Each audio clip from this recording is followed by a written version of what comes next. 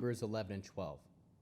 Now faith is assurance of things hoped for, the evidence of things not seen, for by this the elders obtained a testimony. By faith we understand that the universe has been framed by the word of God, so that what is seen has not been made out of things which are visible. By faith Abel offered to God a more excellent sacrifice than Cain, through which he had testimony given to him that he was righteous, God testifying with respect to his gifts, and though it he being dead still speaks. By faith Enoch was taken away, so that he would not see death, and he was not found, because God took him away. For he has had testimony given to him that before his translation he had been well-pleasing to God. And without faith it is impossible to be well-pleasing to him. For he who comes to God must believe that he exists, and that he is a rewarder of those who seek him. By faith Noah, being warned about the things not yet seen, moved with godly fear, prepared a ship for the saving of his house, through which he condemned the world and became heir of the righteousness, which is according to faith. By faith Abraham obeyed when he was called to go forth to a place which he was about to receive as inheritance. And he went out, not knowing where he went. By faith he lived as a foreigner in the land of promise, as in a land not his own, dwelling in tents with Isaac and Jacob, the heirs with him of the same promise. For he looked for the city which has the foundations, whose builder and maker is God. By faith even Sarah herself received power to conceive, and she bore a child when she was past age, since she counted him faithful who had promised. Therefore, as many as the stars of heaven in multitude, and as innumerable as the sand which is by the seashore, were fathered by one man, and him as good as dead. These all died in faith, not having received the promise, but having seen them and embraced them from afar, and having confessed that they were strangers and pilgrims on the earth. For those who say such things make it clear that they are seeking a country of their own. If indeed they had been thinking of that country from which they went out, they would have had time to return. But now they desire a better country, that is, a heavenly one. Therefore God is not ashamed of them, to be called their God, for he has prepared a city for them. By faith Abraham, being tested, offered up Isaac. Yes, he who gladly received the promise was offering up his one and only son, to whom it was said, "Your offspring will be accounted as from Isaac," concluding that God is able to raise up even from the dead. Figuratively speaking, he also did receive him back from the dead. By faith Isaac blessed Jacob and Esau, even concerning things to come. By faith Jacob, when he was dying, blessed each of the sons of Joseph, and worshipped, leaning on the top of his staff. By faith Joseph, when his end was near, made mention of the departure of the sons of Israel, and gave instructions concerning his bones.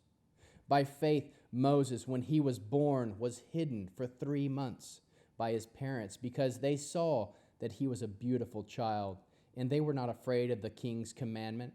By faith Moses, when he had grown up, refused to be called the son of Pharaoh's daughter, choosing rather to suffer affliction with God's people than to enjoy the pleasures of sin for a time, considering the reproach of the Messiah greater riches than the treasures of Egypt, for he looked to the reward.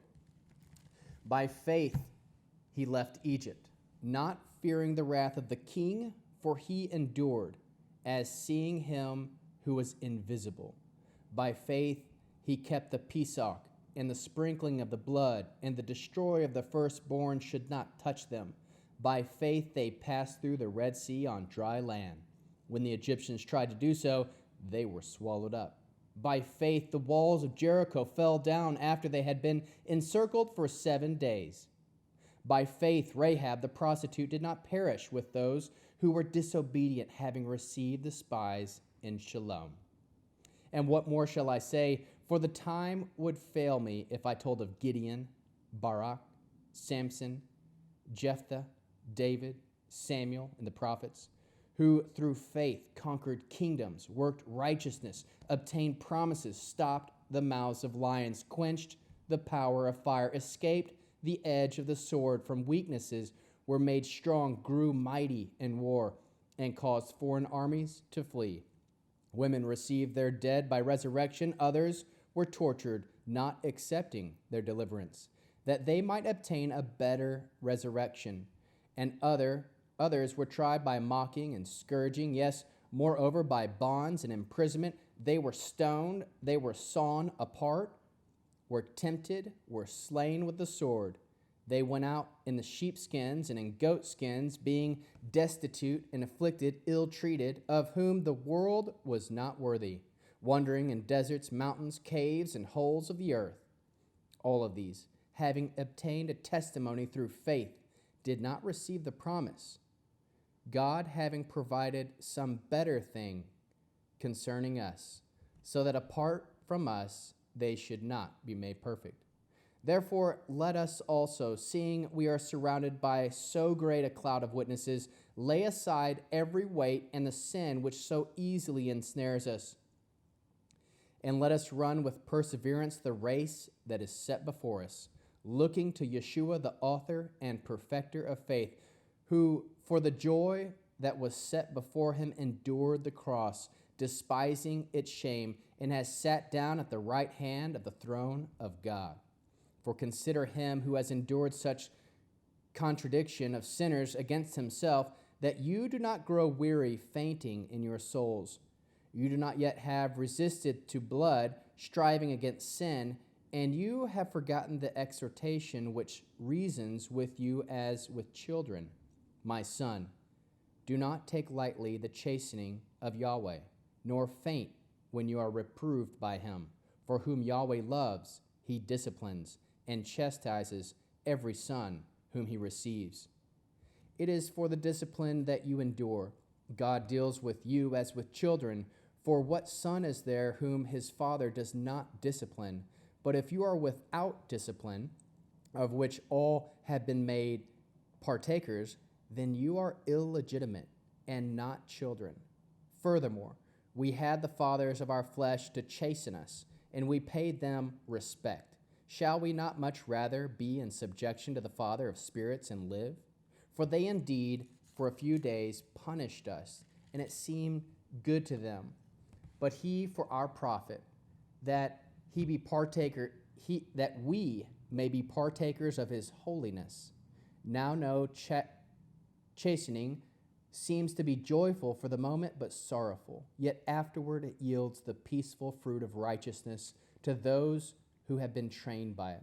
Therefore, lift up the heads that hang down and the feeble knees, and make straight paths for your feet. So what is lame may not be dislocated, but rather be healed. Pursue shalom and holiness with all people, without which no one shall see the Lord, looking carefully lest there be any man who falls short of the grace of God, lest any root of bitterness springing up trouble you, and many be defiled by it, lest there be any sexually immoral person or profane person like Esau, who sold his birthright for a single meal. For you know that even when he afterward desired to inherit the blessing, he was rejected. For he found no place of change of mind. He sought it diligently with tears. For you have not come to a mountain that might be touched and that burned with fire, and to blackness, darkness, storm, the sound of a shofar and the voice of words, which those who heard it begged that no one more would be spoken to them. For they could not stand that which was commanded. If even a beast touches the mountain, it shall be stoned. And so fearful was the appearance of Moses, said, I am terrified and trembling. But you have come to Mount Zion, and to the city of the living God, the heavenly Jerusalem, and to innumerable multitudes of angels, to the festal gathering and assembly of the firstborn who are enrolled in heaven, to God the judge of all, to the spirits of just men made perfect, to Yeshua the mediator of a new covenant, and to the blood of sprinkling that speaks better than that of Abel. See that you do not refuse him who speaks, for they do not escape when they refuse him who warned on the earth.